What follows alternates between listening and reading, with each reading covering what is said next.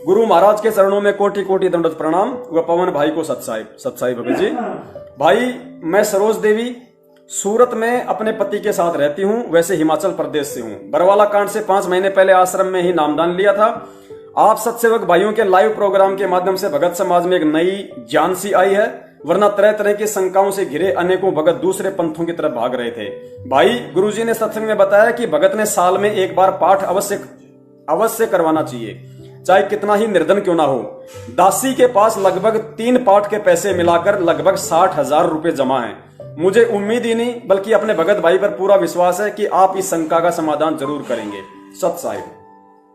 बहन जी, हमें पाठ और ज्योति के विषय में परमात्मा ने खुलकर अपने सत्संगों में, क्योंकि परमेश्वर अपना विधान अपने सत्संगों के माध्यम से ही बताता है। सत्संग ही परमात्मा का आदेश है। असली आदेश परमेश्वर का सत्संग ही है, क्योंकि परमेश्वर के सत्संग उनके विधान से एक्यूरेट मेल खाएंगे, कभी भी डगमग नहीं हो सकते।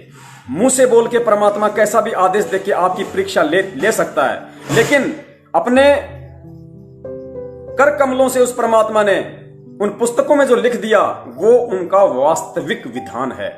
तो परमेश्वर ने हमें एग्जाम्पल भी दिया, परमेश्वर ने हमें थ्योरी भी करके दिखाई, परमेश्वर ने हमें प्रैक्टिकल भी दिखाया। बहन जी, आप सतलोक आश्रम बरवाला से जुड़ी हुई हैं। आप जी स्वयं कह रही हैं कि मैं सतलोक आश्रम बरवाला में मैंने नाम लिया था बरवाला कांड से पहले।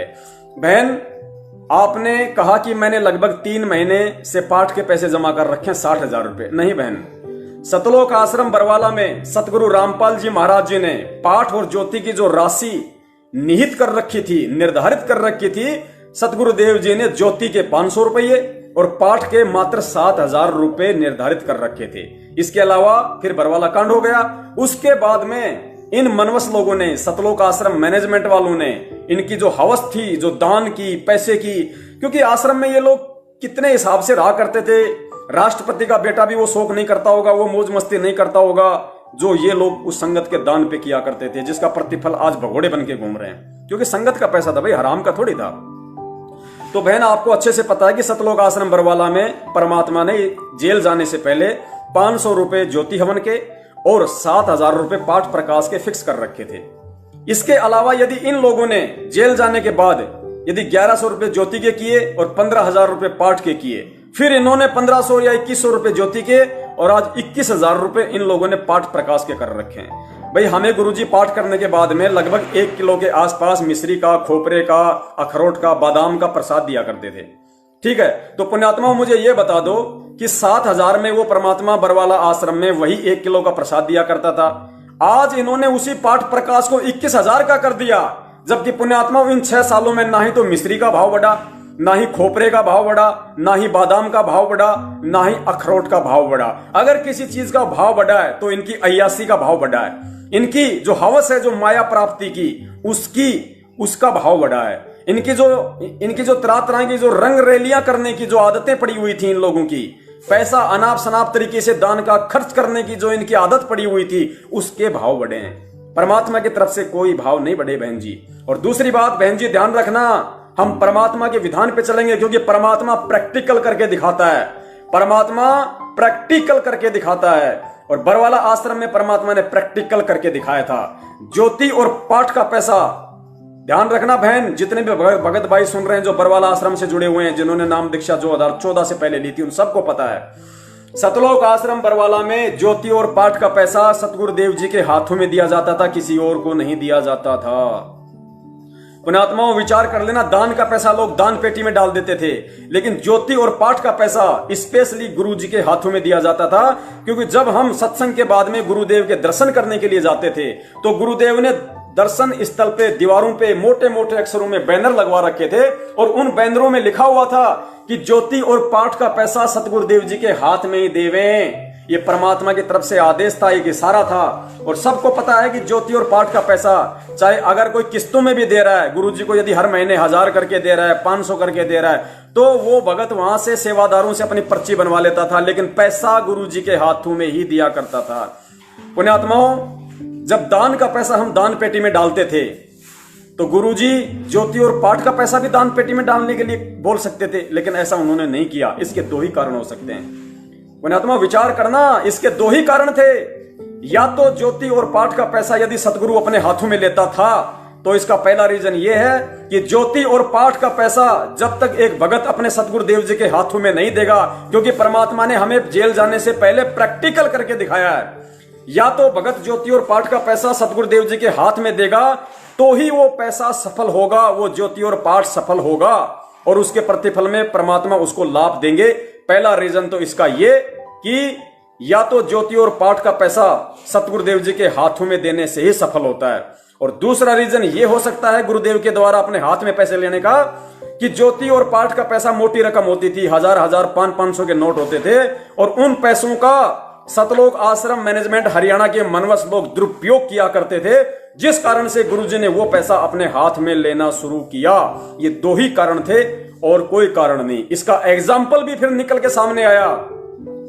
सतलोक आश्रम बरवाड़ा का जो मुख्य ट्रस्टी है बलजीत लहरी, जिसका बेटा अनिल लहरी जो लगभग 1 साल तक हिसार जेल काट के आया है, जमानत पे बाहर आया है, उस बलजीत लहरी के बेटे को अनिल लहरी को सतलोक आश्रम के जो मेन गेट पे सेवा कराया करते थे, मेन गेट के आश्रम पे, उन लोगों ने उस बलजीत लहरी के बेटे अनिल लहरी को कई बार लाखों रुपए की चोरी के साथ मेन गेट पे पकड़ा था। आश्रम के मुख्य ट्रस्टी के बेटे को, बलजीत लहरी के बेटे को, ये बलजीत लहरी उसी हमारी बबीता बहन का फादर है जो आज उम्र कैद की सजा काट रही है देशद्रोह के मुकदमे में। बबीता का पिता है बलजीत लहरी और बबीता का भाई है अनिल लहरी, जो बहुत पुराने भगत हैं, जिन्होंने आश्रम की जमीन तक दान कर रखी है। बरवाड़ा में जो छोटा आश्रम था ना, वो उन्हीं की जमीन थी। वो लड़का अनिल लहरी जो आश्रम में पिस्तौल लगा के चलता था, उसने दान पेटी से पैसों की चोरी करी, दोनों जेबों में भरे और आश्रम के मेन गेट पे वो पकड़ा गया। गुरुजी के पास उसको ले जा गया। गुरुजी ने धमकाया कि नालायक, क्यों अपने कर्म बिगाड़ रहा है।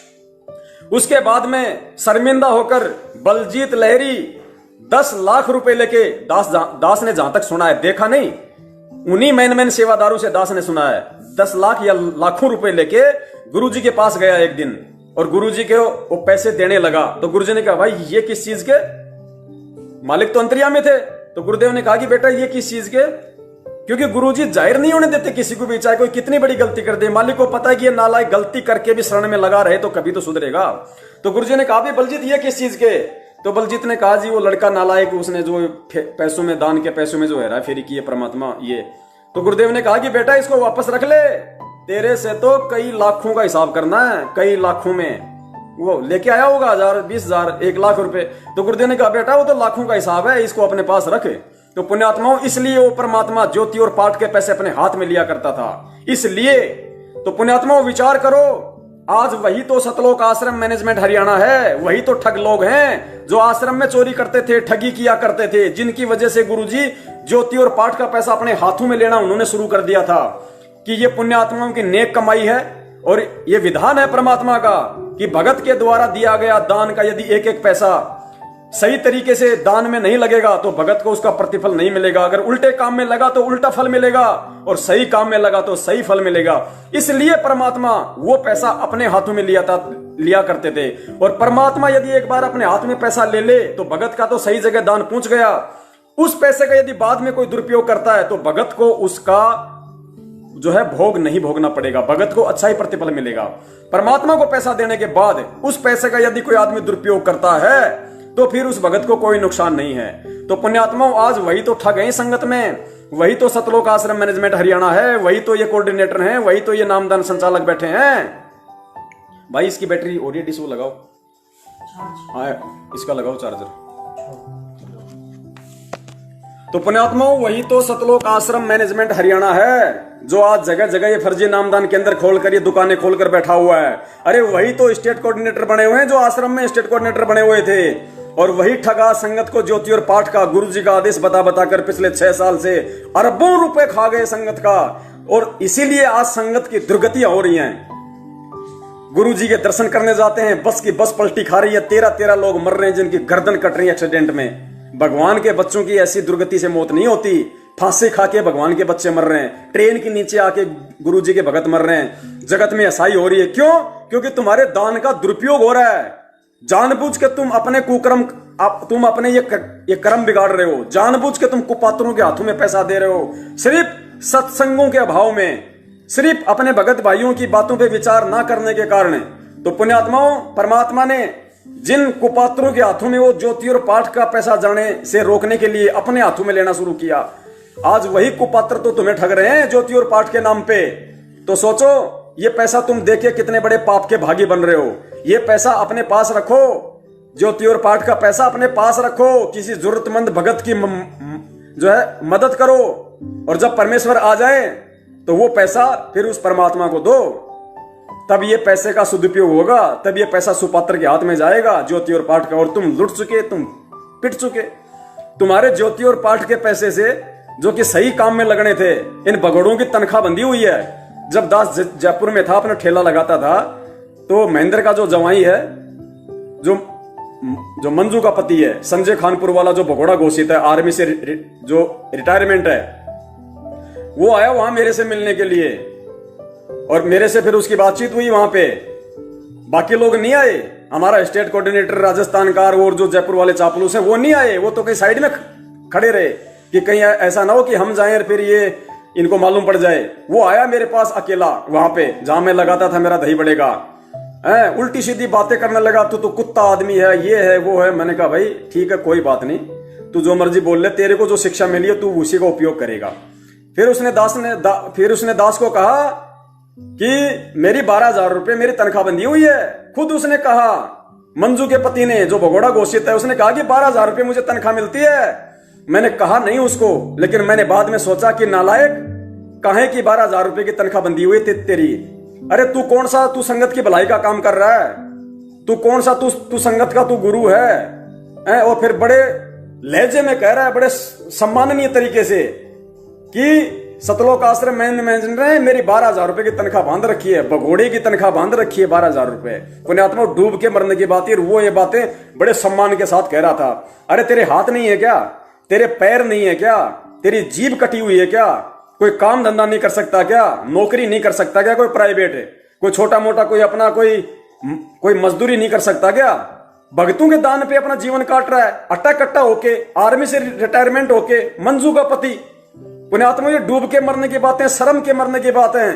और जितना पाप का भागी वो बन रहा है, उससे कहीं ज्यादा तुम लोग पाप के भागी बन रहे हो उस परमात्मा की नजरों में, क्योंकि तुम लोग अनजाने में भी इसको नहीं कह सकते, जानबूझ के तुम्हें सारी सच्चाई का मालूम होते हुए भी तुम उन लोगों को मौका दे रहे हो, उन लोगों को दान के पैसे पे अय्यासी करने का मौका दे रहे हो।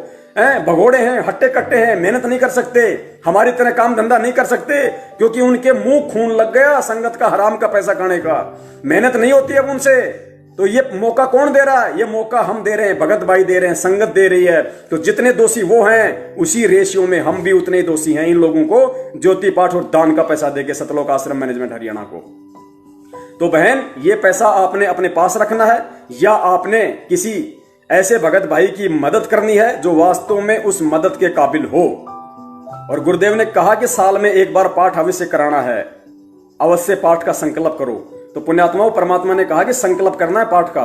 संकल्प का मतलब होता है अपने घर पे उस परमेश्वर को दंडवत प्रणाम करो और हृदय से कहो कि हे परमपिता परमेश्वर, दास आपको दंडवत प्रणाम करते हुए आपके चरण कमलों में पाठ प्रकाश का संकल्प करता है। हे परमेश्वर, इस दास या दासी के पाठ को आप जी स्वीकार करें, और हे परमात्मा, जैसे ही आप आश्रम में आएंगे और जो भी राशि आपने पाठ के लिए फिक्स कर रखी है, या जो भी आप आदेश देंगे मेरे परमपिता परमेश्वर, 2,000, 10,000, 51,000, 21,000 या 7,000 जो आपने पहले फिक्स कर रखा था, जो भी आप आदेश देंगे परमात्मा, उतना ही पैसा आपका दास या दासी आपके कर कमलों में सुपुर्द कर देगा। इस तरीके से हमने संकल्प करना है। पैसा घर में है तो साइड में रख लो, जोड़ लो, कोई दिक्कत नहीं, किसी भाई की मदद कर दो, लेकिन गुरुजी आए तब वो पैसा उस भगत से लेके या उस भगत को बोलो कि भैया तेरी परमात्मा ने उस समय इतनी मदद करवाई थी, आज गुरुजी आ चुके हैं, वो पाठ का पैसा था या 10वें अंश का पैसा था, अब आप वो पैसा, यदि आप सामर्थ्यवान हो गए हो तो परमेश्वर के कर कमलों में सुपुर्द कर दो। इस तरीके से आप वर्तमान में गुरुदेव के ज्ञान आधार अनुसार अपने दान का सदुपयोग कर सकते हैं, वरना तुम्हारे तो कर्म फूटे फूटेंगे, उनके तो फूटे फूटेंगे, पीछे तुम भी नहीं रहोगे। तो पुण्यात्माओं, ये सारी बातें हैं, परमेश्वर दया करें। और हम सभी भगत भाई, जितने भी सत्संग भाई बहन हैं, हम सभी परम पूज्य सतगुरु रामपाल जी महाराज जी से दंडवत हम उनसे हृदय से विनती करते हैं कि हे परमेश्वर, आप जिन्हें हमें सप्ताह में 2 दिन के लिए शनिवार और रविवार को रात्रि 8:30 बजे से 10:30 बजे तक फेसबुक पर लाइव आने के लिए निमित्त बनाया है, परमात्मा जब तक आप हम नीचों के बीच में सशरीर बाहर नहीं आते हैं तब तक परमेश्वर हम भगत भाइयों को यदि आप जी सही समझें, यदि आप जी उचित समझें तो परमेश्वर हमें इस सेवा के लायक, हमें इस फेसबुक लाइव शंका समाधान के लायक आप जी बनाए रखना। आप हमारे को सद्बुद्धि दिए रखना ताकि भगत भाइयों के साथ हम ऐसे ही साध संगति के तहत फेसबुक पर रूबरू होते रहें, एक दूसरे की समस्याओं से हम परिचित होते रहें। क्या पता दास की समस्या को कोई और भाई सोल्व कर दे आपके ज्ञान आधार से, और किसी और भगत भाई की समस्या को आप हम जैसे नीचों से आप ही के ज्ञान आधार से सोल्व करवा दो। तो परमेश्वर हम कुत्तों को, हम नीचों को अपनी रहम के, अपनी सेवा के काबिल बनाए रखना ताकि परमेश्वर हम सेवा के लायक तो नहीं है परमात्मा, क्योंकि हम 2 कौड़ी के जीवों की क्या औकात, लेकिन परमेश्वर जब आप जी ने एक भैंसाराम के पीठ पे हाथ मार के और हिंदी में वेद मंत्र बुला के फिर उनका शुद्ध हिंदी में सरलार्थ करवा के और उन तोताद्री शहर के पंडों को सुनवा दिया और उस भैंसाराम की सेवा बना दी, हो सकता है अगले जन्म में या किसी जन्म में आपने फिर को, क्योंकि जिस भैंसे को आपने परमात्मा निमित्त बनाया वो भैंसा भी कोई साधारण प्राणी नहीं था, उसको भी क्या पता मेरी तरह मानव जन्म दे दिया होगा परमात्मा, आपने अपने शरण में ले लिया होगा, वरना लाखों करोड़ों जीव जंतु हैं इस दुनिया में, आपने उसी भैंसे को क्यों चुना? क्योंकि वो आपकी विशेष पुण्यकर्मी आत्मा थी, किसी कुकर्म के चलते वो पशु योनि में चली गई, लेकिन भक्ति धन की सेठ थी, तो आपने उसी को निमित्त बनाया और आज हो सकता है आप जी ने उसको हम जैसा मानव शरीर देके और सेवाओं के लिए निमित्त बना रखा हो। तो परमेश्वर ऐसे ही हम नीच सत्सेवकों पर आप जी दया बनाए रखिए, अपने सेवाओं के लायक, अपने सेवाओं के काबिल आप जी बनाए रखिए। हमारी आपसे यही विनती है, यही आपसे हमारी प्रार्थना है। और अब दास अपने परम पूज्य सतगुरु रामपाल जी महाराज जी से दंडवत विनती करता है, प्रार्थना करता है कि यदि आज की सेवा आप जी ने पूरी करवा दी हो तो परमेश्वर अब आप जी दास को विश्राम दीजिए। और जितने भी भगत भाई बहन हैं उन सभी से भी दास विनती करता है कि हर शनिवार और हर रविवार को परमेश्वर यूं ही हमको फेसबुक पर लाइव लाते रहें और भगत भाइयों के बीच में साध संगति के तहत हमें रूबरू करवाते रहें, क्योंकि परमेश्वर कहते हैं कि एक ने कही दूजे ने मानी, कहे कबीर वो दोनों ज्ञानी। तो पुण्यात्माओं, ये इस कलयुग की पिछली पीढ़ी में इतनी समस्याओं से घिरा हुआ होने के बावजूद परमेश्वर कैसे अपने बच्चों के सुक्रम बनवा रहे हैं, कैसे उनके शंकाओं का समाधान करवा रहे हैं, ये सब कुछ परमेश्वर की रजा से, उन्हीं की सत्प्रेरणा से संभव है, अन्यथा ये नहीं हो सकता। अब दास अपना ये चश्मा उतार देता है क्योंकि काम पूरा हो गया। अब परमेश्वर दया करें और अगले शनिवार और रविवार को फिक्स 8:30 बजे फेसबुक पर लाइव शंका समाधान में सतगुरुदेव जी के आशीर्वाद से हम एक बार पुनः उपस्थित होंगे। तब तक आप जी इस वीडियो को हर फेसबुक के ग्रुप में, अपनी फेसबुक आईडी पे, व्हाट्सएप पे, हर जगह आप जी इसको शेयर करें ताकि ज्यादा से ज्यादा हमारे भगत भाई बहन इन शंकाओं के समाधान को सुनकर शंका रहित होकर परमेश्वर के भक्ति मार्ग पर चलते रहें। और इन 5 दिनों में, अगले 5 दिनों में जो भी हमारे पास कोई शंका किसी भगत भाई बहन की आएगी तो परमेश्वर फिर उनको इकट्ठा करवाएंगे, उनकी शंकाओं के समाधान के लिए परमेश्वर के सत्संगों का चयन करवाएंगे। हम खोजेंगे सभी भगत भाई मिलकर ताकि उनकी शंकाओं का यथार्थ समाधान हो सके और वो निसंशय होकर, शंका रहित होकर परमेश्वर के सत भक्ति मार्ग पर श्रद्धा, विश्वास और अटल विश्वास के साथ में चलते रहें। तब तक के लिए आप सभी सत्सेवक भाई बहनों का मुझ 2 कौड़ी के नीच तुच्छ प्राणी पवन दास का सत साहिब जय हो। बंदी छोड़ सतगुरु रामपाल जी महाराज की जय हो। सत साहिब।